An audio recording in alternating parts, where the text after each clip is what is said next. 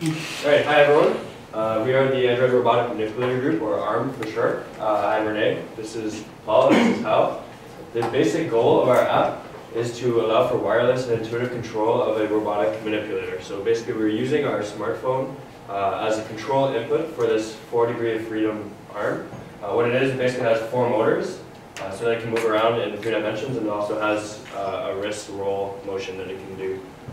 The basic applications for this are the expanding consumer robotic market. There are some industrial applications for basically customizable and on-the-fly programmable motions for robots. So the application would be that you can actually change the way a robot moves on the fly in the industry.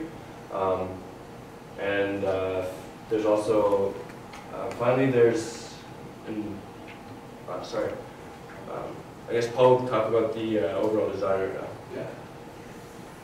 So this is a rundown of sort of overall design of our app. Basically at the bottom there we have what's running on the mobile device.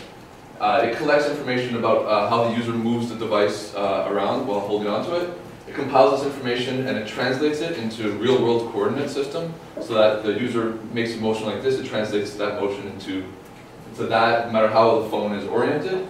That information then is transmitted over Wi-Fi to the host computer, which is running MATLAB, which then computes the motor signals to send to the robotic arm, which then moves that arm to the user's desired position. There's also information flowing in the opposite direction, so if the motors hit their limits, this information is sent back over Wi-Fi to the device, which then vibrates to let the user know that they've reached the motor limits of the arm.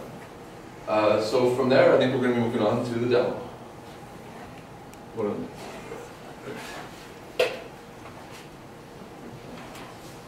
basically the idea is I'm going to start the server here, and it's going to be waiting for connection from the smartphone device, which Paul's going to do. So basically, this is what it looks like on the device. We try and have as much interaction through this one button right here. So to connect, you hit the button, and you're connected to the arm.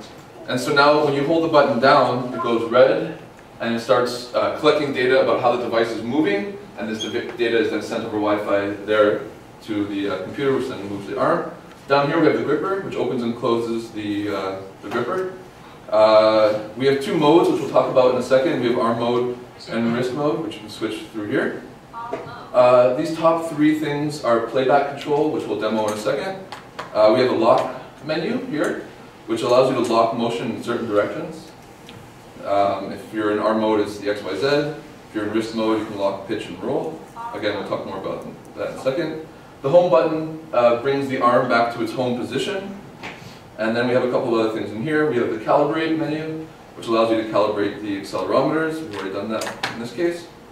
And we have the settings menu, which gives you certain information about the Wi-Fi connection and then some UI. And now Hao is going to demonstrate this thing in action. Right, so the basic, first thing we're going to show is the basic movements that we can do. So basically in arm mode it does XYZ movements that I can demonstrate here. So basically the purpose is the tip here of the end effector is being tracked by the phone. And so it actually doesn't matter as how it holds it. It uses a magnetometer to know absolute coordinates. So it keeps, you can see here, you turn the phone and it's still actually going up and down. So no matter how he has the phone held, it will do this intuitive motion. So this is the XYZ arm mode, and then we can change this up to go into a wrist mode if you want precision control. And you have direct access to the 2 top motors, and you can basically control the wrist joints in a pitch fashion like that, and in a roll fashion like that. So now we'll show you guys the record and playback feature. So this is sort of the customizable on-the-fly feature I was talking about earlier. So the idea is that you can actually, using the sensor data, you can actually save it all on the phone and replay it. So what Hal's going to do is try and pick up this piece of paper and then drop it into this box. And as he's going through, he's going to record a bunch of checkpoints. They're all saved on the phone. There's nothing's on the computer here. It's all the sensor data on the phone, and we're going to try and replay that data for you guys, and it should be able to do the exact same motions.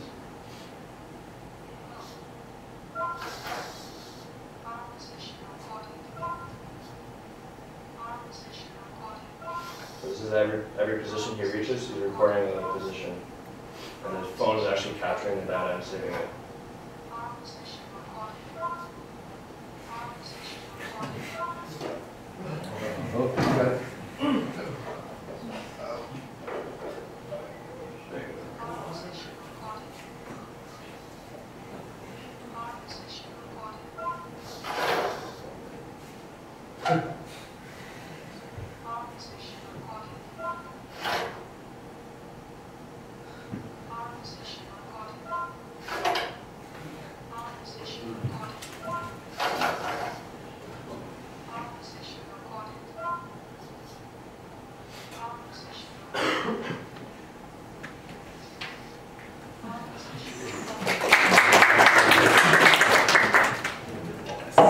So, since he hit the box there a couple of times, it might actually, when we replay it, it might actually hit the box.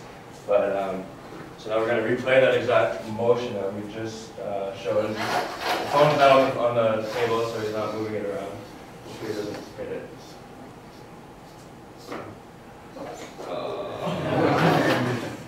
But you can see it's already picked it up, and it goes back, and drops right up in there.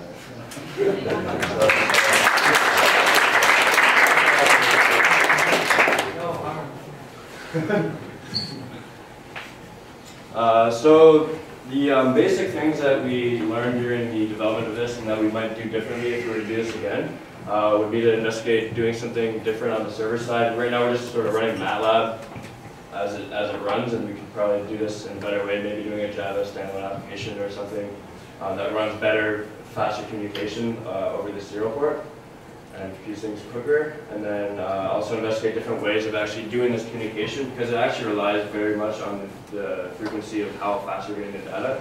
So maybe Bluetooth method over wireless might be better than the Wi-Fi network that we're doing. So for the future, we want to add a save and load functionality for the record and playback feature, so that the app can remember many different movements and playback at any time. And we are also considering combining multiple series of recorded points together to make a single run, so that the app can easily make very complicated movements automatically. We can also try to further reduce the noises by implementing more advanced algorithms in integration and filters. And finally, we can extend the compatibility of this app with other robotic and mobile devices, so that it can be used in many other situations. And this is our presentation. Thank you.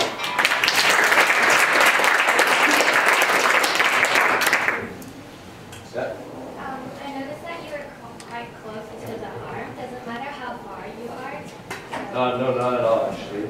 Because we're transmitting the data over wireless, you can be outside of the room, and you could be controlling the arm from there. Yeah. And just want to know why you have to keep pressing the save motions every time when you move the arm. Can you just save it like in the whole batch? Yeah, I mean, that's just the way we sort of implemented it. We started doing this pretty late in our development. But yeah, we could easily set it up to just record all the data you send as well. That would be something we could do. But we're also sort of concerned about, because it takes some time to move it around, you might end up with quite a big data set. The thing that's good about saving the thing is that each checkpoint is that the robotic arm will get there to your actual desired checkpoint as fast as it can. So instead of say you took this trajectory to get here, it might not need that trajectory. You might just go straight there faster, and that's why it's better to automate it like that. Okay, time for just one question. We really have to move on. Mark. Not my deal, Mark. I noticed you guys switched on the slider for the grabber to buttons. Did you guys try using the pinch gesture as well? Oh, you mean the pinch? Yeah. No, we had it on the slider the entire time. We never really. That's a really great idea, Yeah, because it's sort of actually really intuitive, because it's actually doing that pinch motion. So that'd be definitely something to look into.